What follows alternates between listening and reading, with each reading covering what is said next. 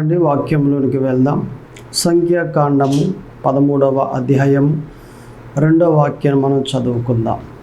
నేను ఇశ్రాయేలీయులకు ఇచ్చుచున్న కానాను దేశమును సంచరించి చూచుటకు నీవు మనుష్యులను పంపుము. ఈ వాక్యం మనకి ఎక్కడ కనిపిస్తూ ఉంది?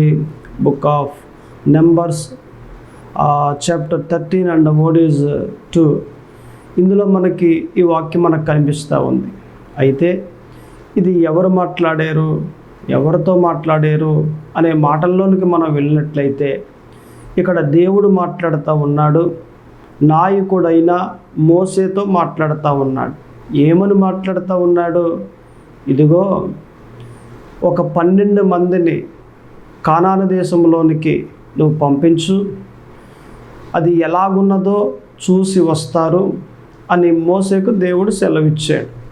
అన్నట్లుగానే గోత్రానికి ఒక్కరు చెప్పిన 12 మందిని ఈ మోసే కానాను దేశంలోనికి అనగా వాగ్దాన దేశంలోనికి పంపించాడు. వెళ్ళారు.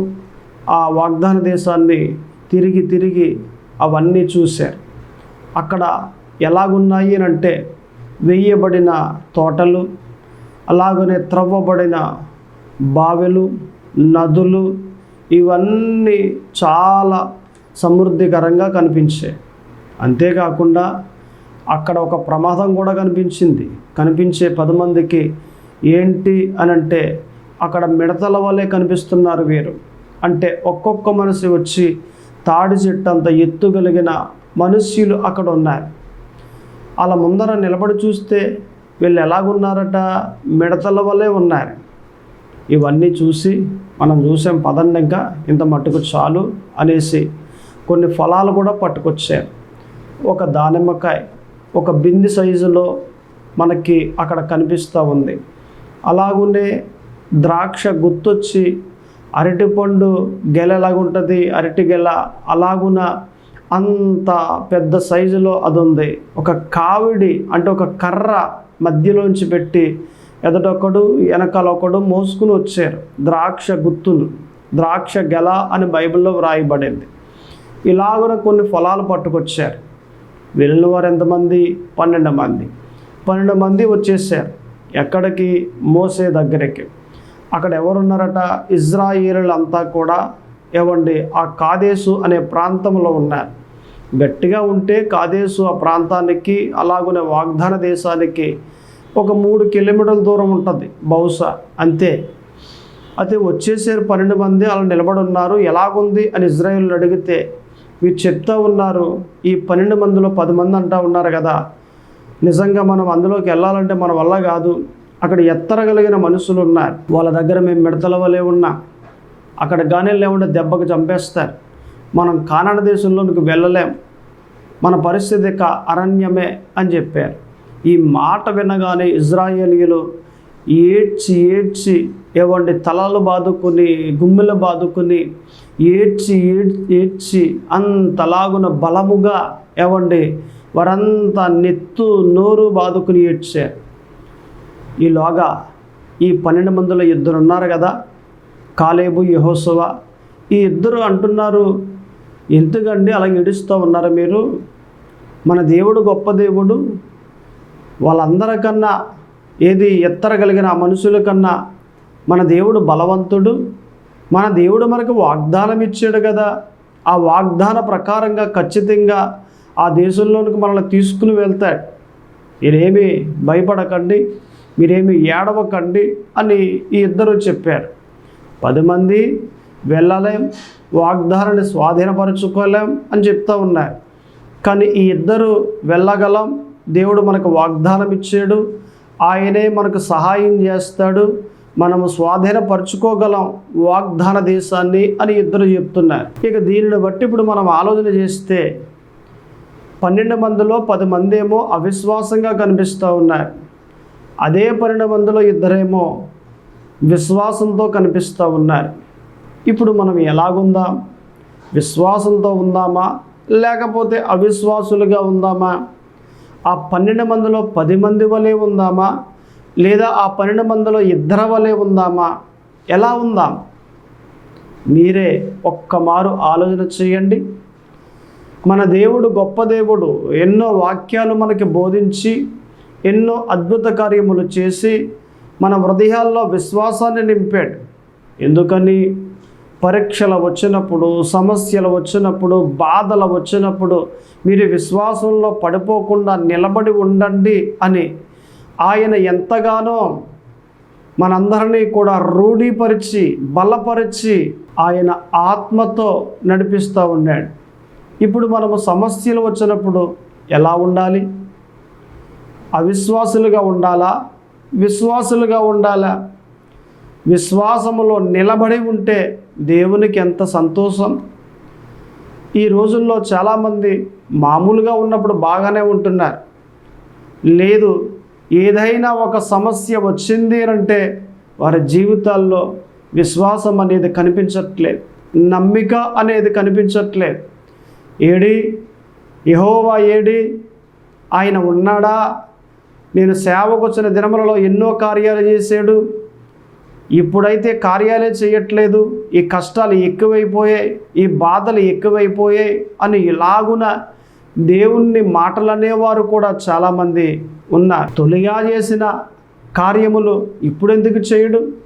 ఇప్పుడు చేస్తాడు, ఇప్పుడు చేయగలడు. చేయట్లేదు అని అంటే ఏదో ఒక పరీక్ష జరుగుతూ ఉంది. కొన్నాళ్ళు వచ్చుకుంటే దేవుడే వస్తాడు కదా. కొన్నాళ్ళు మన విశ్వాసాన్ని కాపాడుకుంటే దేవుడే మనకు సహాయం చేస్తాడు కదా. ఇలాగున మనం ఆలోచన చేసి విశ్వాసములో నిలబడేవారిగా ఉండాలి, కానీ అవిశ్వాసులుగా మనం ఉండడానికి వీలు లేదు.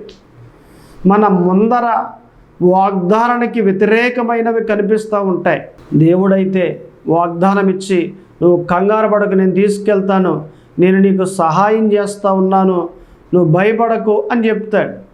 అపవాది ఏమంటాడు? నీకు ఇచ్చిన వాగ్దానానికి వ్యతిరేకమైనవన్నీ కూడా నీ కళ్ళ ఎదుట పెట్టి జరగదగ వాగ్దానం అని అంటాడు. నీ వల్ల కాదు వాగ్దానాన్ని స్వాధీనపరుచుకోవటం అని అంటాడు. ఇలాగున అపవాది నిన్ను భయపెట్టడానికి ప్రయత్నం చేస్తూ ఉంటాడు. ఆ టైంలో నీవు భయపడకుండా దేవుడు నీకు ఇచ్చిన విశ్వాసాన్ని చేత పట్టుకుని నీవు ధైర్యము కలిగి నిలబడితే వాగ్దానంలోకి వెళ్ళిపోతావు కదా. దేవుడిచ్చిన ఆశీర్వాదాన్ని పొందుకుంటావు కదా. నువ్వు ఎలా ఉన్నావు అనేదే నా ప్రశ్న. That is my question. ఏంటి అని అంటే, ఇదిగో నువ్వు ఎలాగున్నావు, నువ్వు ఎలా ఉండాలి? విశ్వాసముతో ఉండాలి. నీవు విశ్వాసంతో మాట్లాడాలి. అక్కడ 10 మంది అవిశ్వాసంతో మాట్లాడుతూ ఉన్నారు, కానీ ఇద్దరు మాత్రం విశ్వాసంతో మాట్లాడుతూ ఉన్నారు. మనం వెళ్తాం, వాగ్దానమును స్వాధీనపరుచుకుంటాం, మీరు ఎందుకు ఏడుస్తూ ఉన్నారు అని ఇలాగున ఈ 12 మందిలో ఇద్దరు విశ్వాసముతో మాట్లాడుతూ ఉన్నారు. నీవు మాట్లాడుతున్నావా? సమస్యలు వచ్చినప్పుడు, ఏదైనా ఒక పరీక్ష వచ్చినప్పుడు నీవు మాట్లాడుతూ ఉన్నావా విశ్వాసముతో? నా దేవుడు నన్ను విడిచిపెట్టేయడు, నా దేవుడు నన్ను వదిలేయడు, నా దేవుడు నాకు సహాయం చేస్తాడు అని ఇలాగున పక్కవారితో నువ్వు మాట్లాడుతూ ఉన్నావా? నీ కుటుంబకులతో నీవు మాట్లాడుతూ ఉన్నావా? లేదా వచ్చిన సమస్యను బట్టి కృంగిపోయి, వచ్చిన బాధలను బట్టి నీవు అలాగే నలిగిపోయి అవిశ్వాసంగా మాట్లాడుతూ ఉన్నావా? నీ మాటలు ఎలాగున్నాయి? ఒక్క మారు గ్రహించు. నీ మాటలు ఎలా ఉండాలి?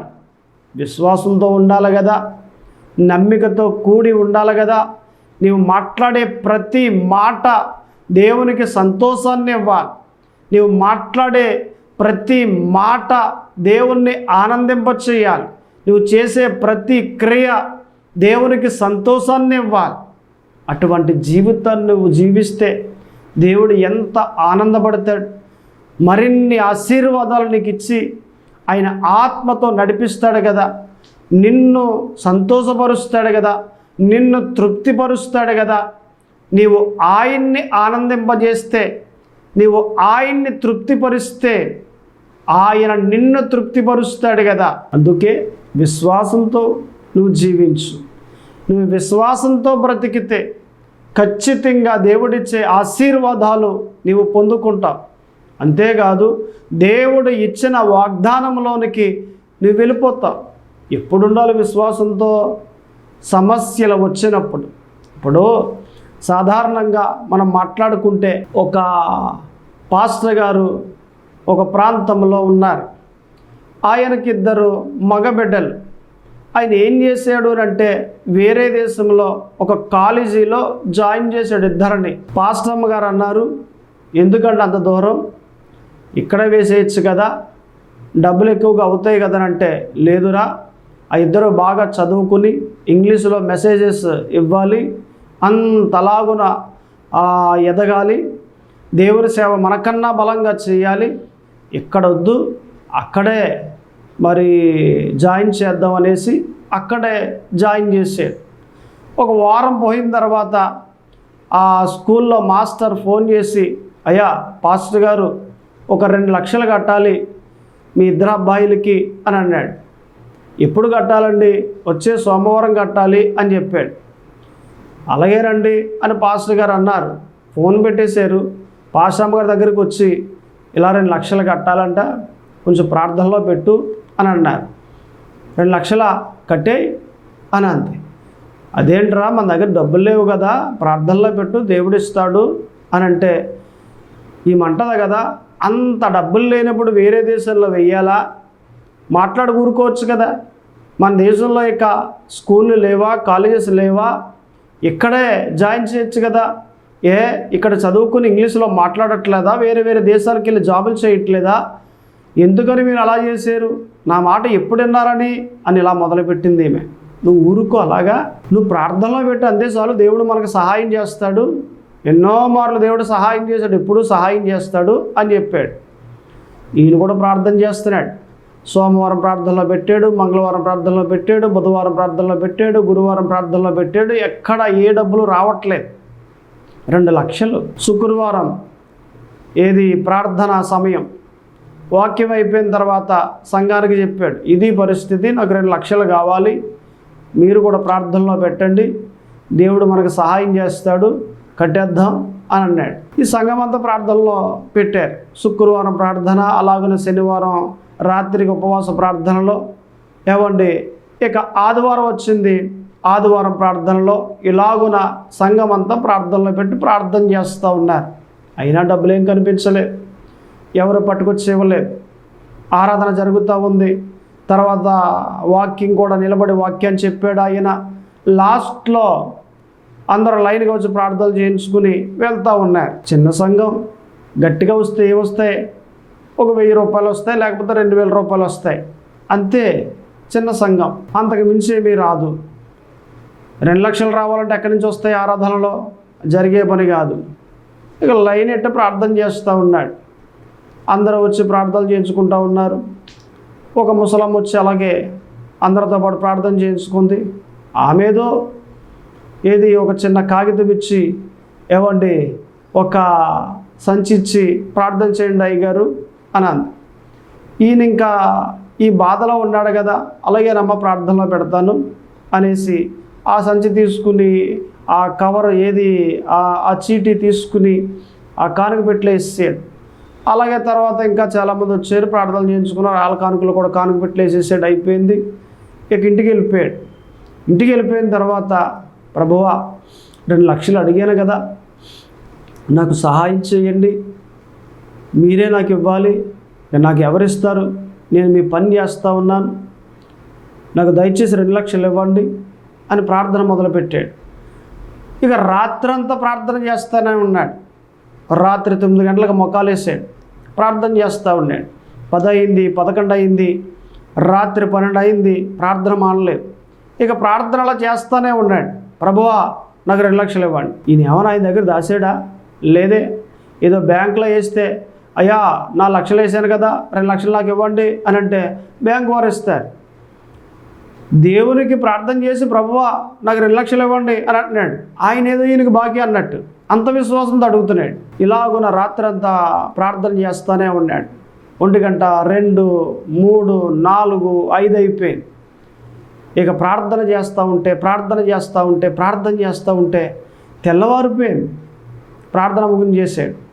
ప్రార్థన ముగించేసిన తర్వాత ఒక ఫోన్ కాల్ వచ్చింది.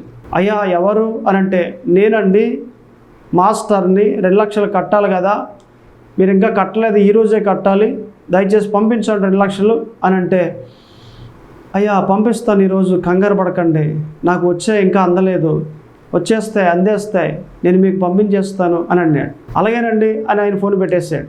ఈలోగా భార్య వచ్చి, ఏవండి ఎవరు ఫోన్ అంటే, మాస్టర్ రా బాబు ఫోన్ చేసి 2 లక్షలు కట్టాలంట అని అంటే, కట్టేయండి అయితే. అదేంటే బాబు మన దగ్గర డబ్బులు లేవు కదా అని అంటే, డబ్బులు లేనడు ధోని ఎక్కాడట. అలాగునా డబ్బులు లేనట్టు వేరే దేశంలో ఎందుకు జాయిన్ చేసావు, నువ్వు ఆఫ్ చేసి, నువ్వేమి కొంచెం ముందుకు వెళ్ళొద్దు, ప్రార్థన చేయి అంతే చాలు, దేవుడు ఇస్తాడు అని పాస్టర్ గారు ఆఫ్ చేసాడు. నువ్వు అవిశ్వాసంగా మాట్లాడావు. దేవుడు గొప్ప దేవుడు, దీనికన్నా ఎన్నో కార్యాలు చేశాడు, మంచి కార్యాలు, బలమైన కార్యాలు ఇక్కడ కూడా చేస్తాడు. కాస్త ఓర్చుకో, విశ్వాసంతో మాట్లాడు, దేవుడు ఇస్తాడని ప్రార్థన చేయి, అంత మట్టుకు చాలు. అవిశ్వాసంగా మాట్లాడుకు ఈ టైంలో. అసలు టెన్షన్గా నేనుంటే బలపరచాలే కానీ కంగారు పడకండి దేవుడు ఇస్తాడని మరలా నువ్వు సాగదీసి అవిశ్వాసంగా మాట్లాడితే అది కరెక్ట్ కాదు. ఈ టైంలో నువ్వు మాట్లాడుకు, అలాగా ప్రార్థన చేయి అని చెప్పాడు. ఈలోగా ఈయనకి మరలా ఒక తలాంపు వచ్చింది. దేవునికి మనసులో అడుగుతున్నాడు, ప్రభువా 2 లక్షలు ఇవ్వండి ప్రభువా, ఈరోజే కట్టాలి. ఆయన కూడా ఫోన్ చేశాడు కదా మాస్టర్ గారు, ఇవ్వండి అని అన్నాడు. దేవుడు అన్నాడు, నేను నీకు ఎప్పుడో ఇచ్చాను అని అన్నాడు. ఎప్పుడో ఇవ్వడం ఏంటి ప్రభువా అని అంటే, నిన్న ఇచ్చాను, నేను ఆరాధనలో ఇచ్చేసాను కదా నీకు డబ్బులు అని అన్నాడు. నిన్న ఆరాధనలో నాకు చేతికి రాలేదు ప్రభువా, వెళ్ళి కానుక పెట్టి తెరిచి చూడు అని అన్నాడు. గబగబా వెళ్ళాడు, కానుక పెట్టి తెరిచి చూశాడు. చూస్తే 1500 రూపాయలు ఉన్నాయి అందులో. ప్రభువా అదేంటి ప్రభువా ఇచ్చానంటున్నారేంటి, ఇందులో 1500 ఉంది, మీరేమో ఇలా మాట్లాడుతున్నారు అని అంటే, ఒక ముసలామ సంచి ఇచ్చింది కదా, ఆ సంచి తెరిచి చూడు అని అంటే గబగబా దాన్ని తెరిచి చూశాడు. అందులో 2 లక్షల రూపాయలు ఉన్నాయి. అసలు ఈమె ఎలా ఇచ్చింది అనేది చీటీలో రాసింది. ఆమె పొలాన్ని అమ్మిందట, 20 లక్షలు వచ్చిందట. ఆ 20 లక్షల్లో 2 లక్షలు పట్టుకొచ్చి దేవునికి ఇచ్చిందట. అది చీటీలో రాసింది, ప్రార్థనలో పెట్టండి పాస్టర్ గారు అని. ఈ పాస్టర్ గారు చూడలేదు, ఈ కంగారులో వెళ్ళిపోయాడు, ఈ టెన్షన్లో వెళ్ళిపోయాడు. వెంటనే ప్రభువా థ్యాంక్ యూ జీసస్, ఇచ్చినందుకు కృతజ్ఞతలు అని ఆ 2 లక్షలు గబగబా బ్యాంక్ దగ్గరికి వెళ్ళి కట్టేసి ఇంటికి వచ్చేసాడు. భార్య అంటుంది, కట్టేసావా, నీకు ఎలాగే ఉండాలి, టెన్షన్గా ఫీల్ అయిపోతున్నా, ఎందుకింత టెన్షన్ అని అంటే, కట్టేశాను రా, వెళ్ళాను కట్టేసి వచ్చి కూర్చున్నాను నేను అని అంటే, కట్టేశారా, ఎలా కట్టేశారు మీరు?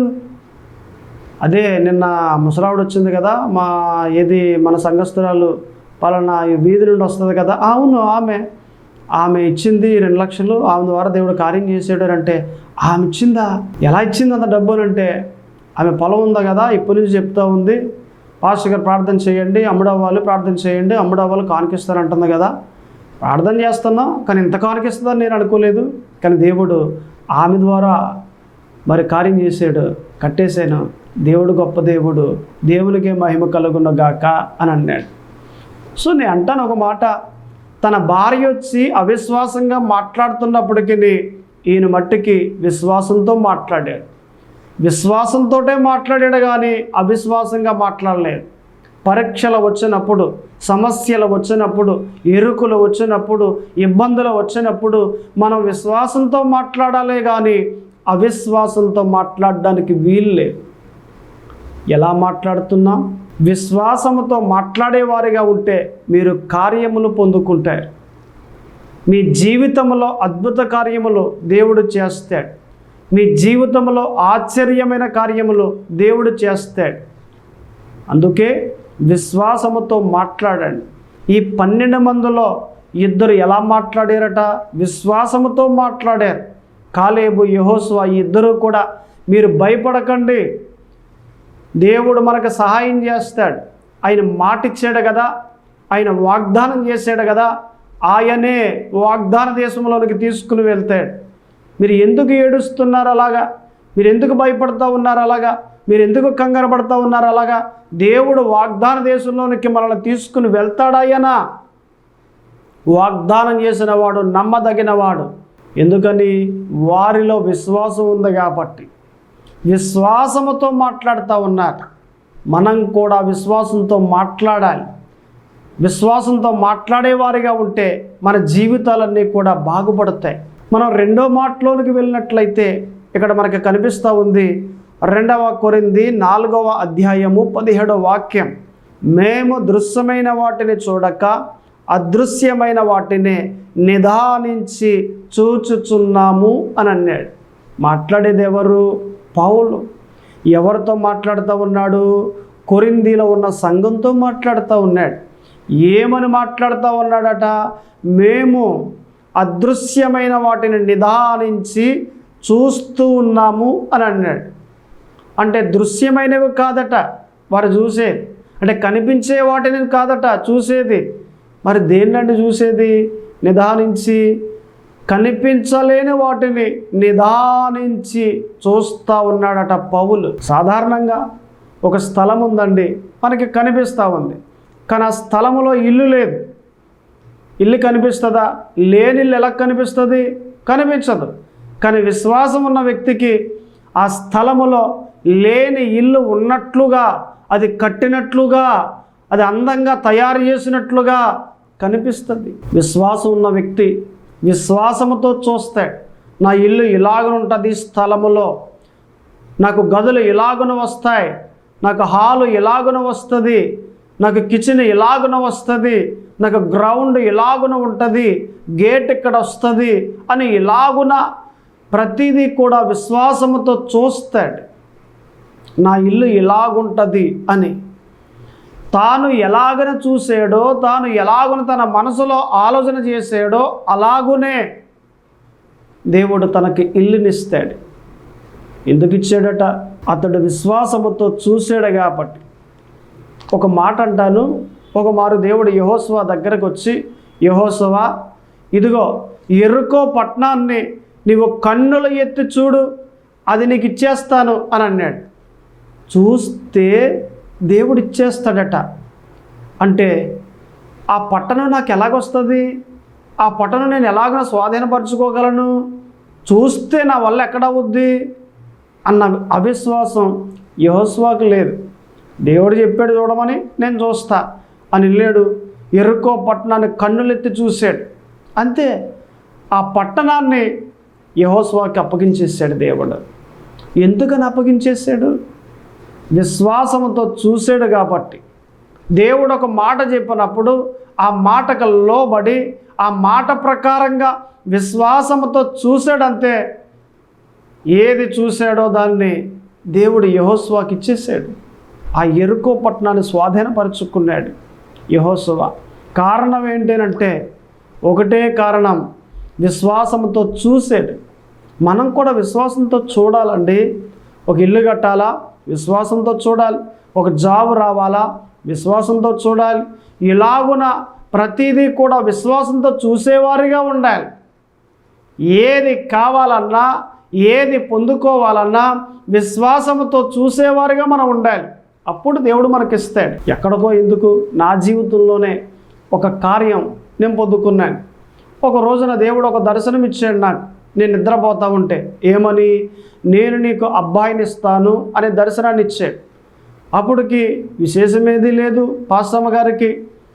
అయితే ఈ మాటను నేను నమ్మాను. దేవుడు ఎప్పుడైతే దర్శనములో అబ్బాయిని ఇస్తాను అని చెప్పి నాతో మాట్లాడాడో వెంటనే దేవుడు చెప్పిన మాట నేను నమ్మేశాను. నమ్మేసిన తర్వాత ఆదివారం ఆలయానికి వెళ్ళిన తర్వాత ఆ ఆలయంలో అందరికీ చెప్పాను, దేవుడు ఇలాగ నాకు మాట ఇచ్చాడు అబ్బాయిని ఇస్తానని. మరి దాన్ని నేను నమ్మాను కాబట్టి ఒక మారు ప్రార్థన చేద్దాం అనేసి పాస్టమ్మ గారిని ఆ సంఘంలో నిలవబెట్టి ఆ ప్రార్థనలో సంఘమందరి చేతులు కూడా పాస్టమ్మ గారు పొట్టవైపు చూపించి ప్రార్థన చేశాను. ప్రార్థన చేసి ఇదిగో దేవుడు ఇస్తూ ఉన్న ఈ అబ్బాయిని సేవకు నేను ఇచ్చేస్తా ఉన్నాను అనేసి దేవుని సేవకు సమర్పణ చేసేసాను ఆ అబ్బాయిని. ప్రార్థన అయిపోయింది. తర్వాత ఒకరిని అడిగారు, అయ్యా పాస్టమ్మ గారికి ఎన్నో నెల అని అడిగారు. నెల కట్టేమీ లేదండి, విశేషం ఏమీ లేదు. మరి అదేంటి అబ్బాయిని ఇస్తున్నాడు దేవుడు అని చెప్పారు కదా మీరు ఆదివారం అని అంటే, అవునండి దేవుడు చెప్పారు నాకు, నేను మీకు చెప్పాను. ప్రార్థన చేసి ఇచ్చే అబ్బాయిని దేవుడు మనకి దేవుడు నాకు ఇచ్చే అబ్బాయిని ఆ సేవకి ఇచ్చేసాను అని అంటే అది ఎలా కుదురుద్దండి? విశేషం లేకుండా ఏమీ అసలు కలగకుండానే ఎలాగ మీరు ఇచ్చేసారంటే అదేనండి విశ్వాసం అంటే, దేవుడు మాట నమ్మడం అంటే అని చెప్పాను. అన్నట్లుగానే ఒక 2 లేక 3 నెలలకి విశేషం కలిగింది. అంతేకాకుండా ఒక సంవత్సరానికి ఏమండి మరి మంచి ఆరోగ్యంతో కూడిన బిడ్డను దేవుడిచ్చాడు. ఆ బిడ్డ మగబిడ్డ. దేవుడు ఎలాగున మాటిచ్చారో అలాగునే మగబిడ్డనిచ్చాడు. ఇచ్చేంత వరకు కూడా నేను నమ్ముతానే ఉన్నాను ఏమండి అన్నట్లుగా దేవుడు ఆ కార్యాన్ని చేశాడు. ఒక్క మాట అంటాను, దేవుడు ఇచ్చిన మాటను నేను విశ్వాసంతో చూశాను కాబట్టి దేవుడు అక్కడ కార్యాన్ని చేశాడు. నేను నమ్మలేదనుకోండి, విశ్వసించలేదనుకోండి, సంఘంలో చెప్పలేను, పక్కవారికి చెప్పలేను, నేను నమ్మలేను. నేను నమ్మలేదు కాబట్టి దేవుడు ఇవ్వలేడు. నేను నమ్మాను కాబట్టి నేను ఎలాగో నమ్మానో అలాగున దేవుడు ఆ కార్యాన్ని చేశాడు. సో ఈ మాట ప్రకారంగా నేను మాట్లాడితే మనం ఏం చేయాలట? విశ్వాసంతో చూడాలి. చూసేవారిగా మనం ఉండాలి, కానీ ఎక్కడ అవిశ్వాసంగా ఉండేవారిగా, అవిశ్వాసంగా మాట్లాడేవారిగా, అవిశ్వాసంగా చూసేవారిగా మనం ఉండడానికి వీలు లేదు. మన మొదటి మాట విశ్వాసంతో మాట్లాడాలి. మన రెండవ మాట విశ్వాసముతో చూడాలి. మన మూడవ మాట విశ్వాసముతో జయించాలి. జరుగుద్దది. ఏం జరుగుద్దండి? మన వల్ల కాదు, అది మన చేతుల్లో అయ్యేది కాదు. లేదు జరుగుద్దది. దేవుడు చేస్తాడంతే. అంటే ఇలా మాట్లాడేవాడు అబ్రహాం, జరిగిపోయేది అది. అంటే విశ్వాసంతో మనం మాట్లాడాలి. రెండవదిగా విశ్వాసంతో చూడాలి. మూడవదిగా విశ్వాసముతో జయించాలి. ఇలాగున మనం ఉండేవారిగా ఉంటే, ఇట్టి మాదిరి విశ్వాసం కలిగి మనం ఉంటే విజయం మనదే. వాగ్దానాన్ని స్వాధీనపరుచుకుంటాం. 12 మందిలో 10 మంది అవిశ్వాసంగా మాట్లాడారు, మనం వెళ్ళలే ఆ వాగ్దాన దేశంలోనికి అని చెప్పారు. కానీ అదే 12 మందిలో 2 కాలేబు యెహోషువ విశ్వాసంతో మాట్లాడారు. మనం వెళ్ళగలం, మనం స్వాధీనపరచుకోగలం, మనకు దేవుడు వాగ్దానం ఇచ్చాడు, దేవుడు సహాయకుడు, సహాయం చేస్తాడాయన, వారందరినీ మనం చంపగలం అని ఎలాగున విశ్వాసంతో బలముగా మాట్లాడారు. అలాగున 12 మందిలో 2 వలె మనం ఉండాలని, 2 వలె మన విశ్వాసంతో మాట్లాడాలని పరిశుద్ధాత్మ దేవుడు కోరుతూ ఉన్నాడు. దేవుడు మిమ్మల్ని దీవించునుగాక. ప్రార్థన చేసుకుందాం. దయచేసి అందరూ కూడా కళ్ళు మూసుకుని ప్రార్థనలో ఎక్కిపించండి.